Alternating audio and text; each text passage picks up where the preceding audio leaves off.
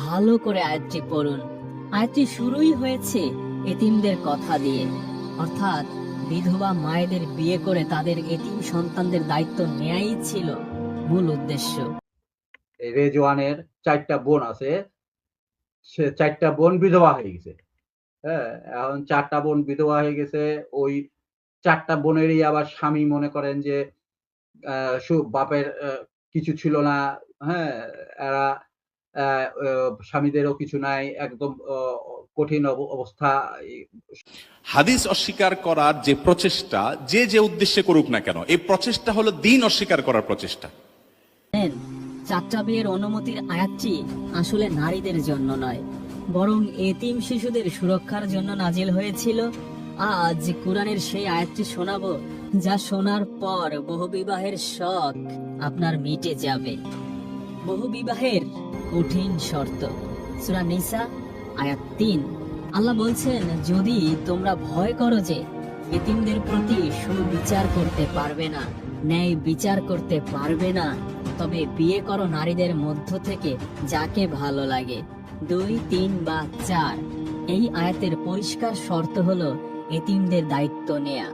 ভালো করে আয়াতটি পড়ুন। আয়াতটি শুরুই হয়েছে এতিমদের কথা দিয়ে, অর্থাৎ বিধবা মায়েদের বিয়ে করে তাদের এতিম সন্তানদের দায়িত্ব নেয়াই ছিল মূল উদ্দেশ্য, কাম চরিতার্থ করার জন্য নয়। এই আয়াতের শেষ অংশটা একটু মনোযোগ দিয়ে দেন। আচ্ছা, আমরা শেষ অংশটাতে পড়ে যাব নাকি? আরিফ ভাই কি বলেন? আরিফ ভাই আনমিউট করেন। হ্যাঁ, ওইটা ওই ভিডিও তো আরো কিছু আলোচনা আছে, তাই না? জি জি। তো আমার হিসাবে বক্তব্য কি বড় নাকি ভিডিও? না, ভিডিও বড় না, ভিডিও ছোট। হ্যাঁ, মানে পার্ট পার্ট করে যদি আপনি ইয়েটা বুঝাই দিতেন দর্শককে, হ্যাঁ, তাহলে আমার মনে হয় যে বেটার হইতো।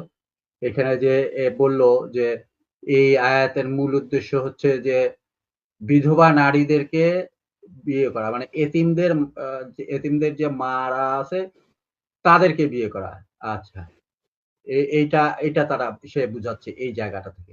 হ্যাঁ, ওই তো এখন এই এতিমদের মাদেরকে বিয়ে করে, হ্যাঁ, বাচ্চাদের দায়িত্ব নেওয়া, এটা হচ্ছে তার ইয়ে।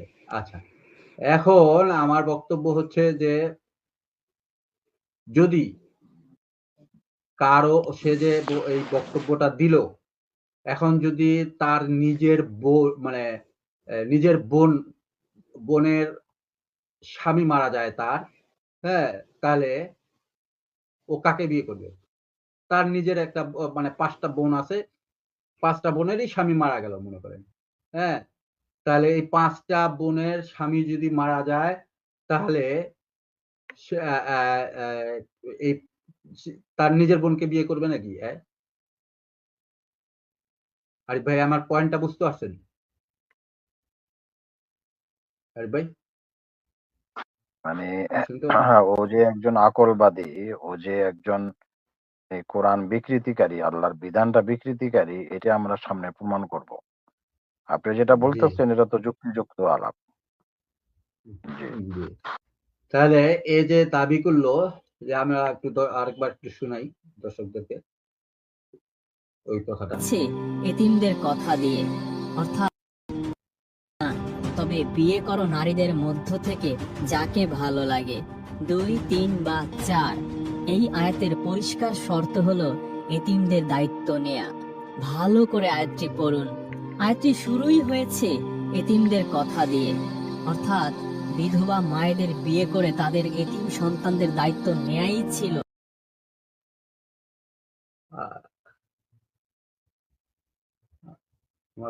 আরেকবার একটু শুনি। কথা দিয়ে, অর্থাৎ বিধবা মায়েদের বিয়ে করে তাদের এতিম সন্তানদের দায়িত্ব নেয়াই ছিল মূল উদ্দেশ্য, কাম। জি আচ্ছা, আজাদ ভাই, বলেন। কি বিধবাদের কি করতে কইতেছে না এতিমদের করতে কইতেছে? এটা ঠিক করা না, না। ও তো বলতেছে যে বিধবাদেরকে বিয়ে করতে হবে, এতিমদেরকে না। হ্যাঁ, বিধবাদেরকে বিয়ে করে এতিমদের দায়িত্ব নিতে হবে। এটা হচ্ছে এই আয়াতের মূল উদ্দেশ্য। তা আমি তো এই জায়গায় একটা দিয়ে দিলাম যে ওর 4টা বোন আছে, এই রেজওয়ানের 4টা বোন আছে, সে 4টা বোন বিধবা হয়ে গেছে।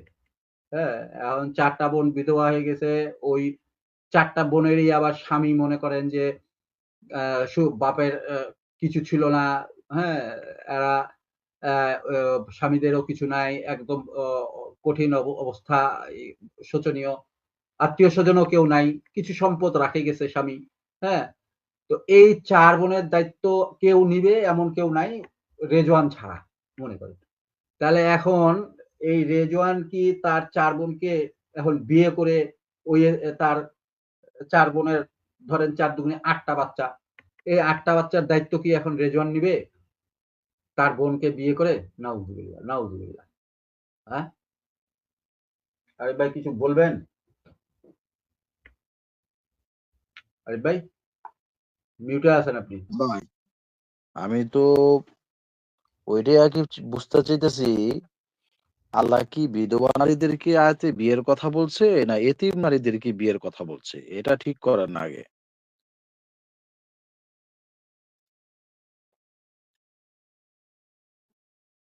ভাই আল্লাহ কি বলছে আমরা তো আসবো আরিফ ভাই, কিন্তু সে কি বলছে? হ্যাঁ, আপনি তো যেটা বলতেছেন সেটা তো হ্যাঁ, যুক্তিযুক্ত আলাপেই, যে চার বোন হ্যাঁ আছে, তো এখন এদের যে অবস্থা দাঁড়াইবো, হুম, এখন কথা হচ্ছে যে মানে ভণ্ড তো ভণ্ডই হয়, মানে ভণ্ডের মানে এই মন মতন কিছু ব্যাখ্যা বিশ্লেষণ দিলেই মানে বোঝা গেল সে পণ্ডিত হয়ে গেছে গা। কিন্তু বাস্তবে আসলে হ্যাঁ। এরকম কিনা। বাস্তব জি তো ভিন্ন, বাস্তবতা তো ভিন্ন। এরা এরা তো মনে করেন যে ওই যে একটু আগে মগার ভিডিওটা চালাইলাম না, মা হোক বোন হোক, হ্যাঁ, খালা হোক চাচা হোক চাচি হোক, তার সাথে সম্পর্কতে কোনো সমস্যা নাই। এই যে রেজওয়ান যেটা এখনই বলল, হ্যাঁ, এই অনুযায়ী তো মগার যে দাবি, হ্যাঁ, এই মকাসিফের যে দাবি, সেই দাবি আর এই রেজওয়ানের দাবি, হ্যাঁ, একই কিন্তু সেম সেম কাছাকাছি, মানে দাবিটা কিন্তু মানে মানে খুব ভালো মতনই ইয়ে হচ্ছে, প্রতিষ্ঠা করতেছে এরা।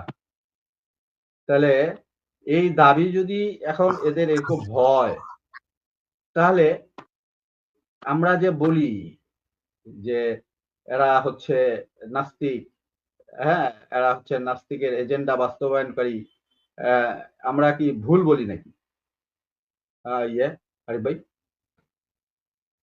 না, আমাদের কথা তো স্পষ্ট, আমরা তো নাস্তিকদের যে বলি এরা যে নাস্তিকদের জাতি ভাই, এটা যে আসলে স্পষ্ট, এটা তো মগা মহিউদ্দিনের এই যে মগা আসিফের এই বক্তব্য এবং রেজওয়ানের বক্তব্য দুইটা একসাথে করলে তো একই বোঝা যায়